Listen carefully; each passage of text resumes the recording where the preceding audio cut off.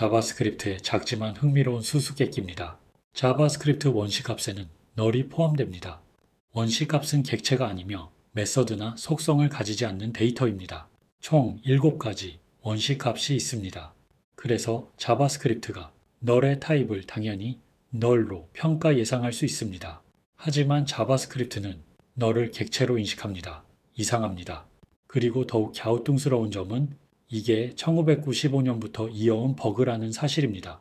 왜 자바스크립트가 널을 객체로 평가할까요? 그리고 이것이 역사적 버그였다는 사실에 대해 살펴봅니다. 어째서 지금까지도 이 유별난 현상을 바꿀 수 없는지에 대해서 알아보겠습니다. 먼저 1995년으로 되돌아가 보겠습니다. 당시 자바스크립트는 브랜드 나이크가 단 열흘 만에 만든 프로그래밍 언어입니다. 초기 자바스크립트는 내부적으로 각 값을 태그를 사용하여 타입을 구분했습니다. 이 태그는 이진수로 나타냈는데 예를 들어 객체는 000, 정수는 001, 부동소수점 숫자는 010, 문자열은 100, 불리어는 110 이렇게 구분했습니다. 여기서 문제가 발생합니다. 당시 자바스크립트에서 널은 특별한 형태의 포인터였습니다. 정확히 말하면 객체를 참조하지 않는다는 뜻의 널 포인터, 즉 0x00 값이었습니다.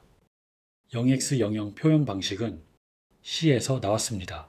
자바스크립트는 1995년 처음에는 모카라는 이름으로 불렸습니다. 브랜든 아이크가 언급하길 모카는 C에서 구별된 유니온을 사용했습니다. 구별된 유니온은 스트럭트 안에 타입 태그와 여러 데이터 타입을 저장할 수 있는 유니온을 포함하는 C의 기술입니다. 이게 바로 자바스크립트와 C 언어의 널 포인터, 연결고리입니다. 다시 본론으로 돌아와서 자바스크립트 널 값은 특수한 포인터, 즉 널 포인터로 표현되었습니다. 내부적으로 널은 어떤 객체도 아님을 나타내는 빈 포인터로 지정됐습니다. 이러한 내부 표현 방식 때문에 타입 오브 연산자가 구현될 당시 단순히 내부 태그를 확인하도록 설계되었습니다. 문제는 이 값의 내부 표현이 우연히도 객체의 태그와 같은 000이 되었다는 것입니다. 널은 object 태그를 가지고 있었기 때문에 type of null의 결과가 object로 반환된 것입니다. 정리하자면 자바스크립트는 null 값의 타입을 확인할 때 실수로 이를 객체로 인식하게 되었습니다. 사실 이 현상은 처음부터 의도된 것이 아니라 그저 초기 구현 과정에서의 작은 실수였습니다. 자바스크립트의 창시자인 브랜드 나이크 본인조차도 이 현상을 공개적으로 버그라고 지적했습니다. 그는 type of null이 object를 반환하는 것이 원래 자바스크립트 구현에서 발생한 실수였다고 인정했습니다. 자바스크립트의 첫 버전을 완성할 시간이 거의 없었다고 말합니다. 결코 처음부터 설계 의도는 아니었다는 뜻이죠. 안타깝게도 이 버그가 언어에 고착되어 버렸습니다.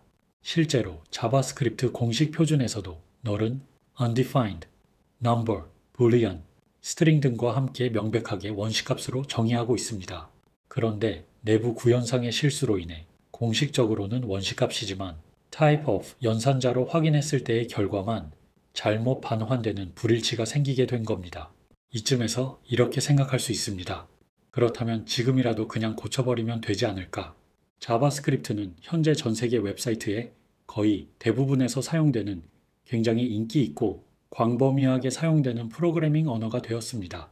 이런 언어에서 이미 확립된 동작을 변경하는 것은 치명적인 문제가 됩니다. 수백만 개의 웹사이트와 오래된 코드들이 이미 이 유별난 동작에 의존하고 있기 때문입니다. 이것을 우리는 웹 호환성 이슈라고 부릅니다. 즉, 이전부터 존재했던 웹코드를 깨뜨리지 않기 위해 어쩔 수 없이 이런 기이한 동작을 영구적으로 유지할 수밖에 없는 겁니다. 결과적으로 우리는 자바스크립트가 가진 역사적 버그와 앞으로도 영원히 함께 살아야 합니다. 이것은 프로그래밍 언어 설계 초기에 있었던 아주 작은 결정이 수십 년 동안 지속해서 영향을 미칠 수 있음을 잘 보여주는 흥미로운 사례입니다. 개발자로서 우리는 이 자바스크립트만의 현상을 어떻게 다뤄야 할까요? 가장 올바른 실무적인 방법은 바로 이렇게 명확히 확인하는 것입니다. 혹은 널과 실제 객체를 구분하려면 이렇게 하면 됩니다. 우리는 잊지 말아야 합니다. 널을 체크할 때는 항상 엄격한 동등 비교를 사용합니다. 절대로 타입어프를 사용해서 널을 검사하지 말아야 합니다. 우리가 이미 확인한 것처럼 typeof는 정확한 답을 주지 않기 때문입니다.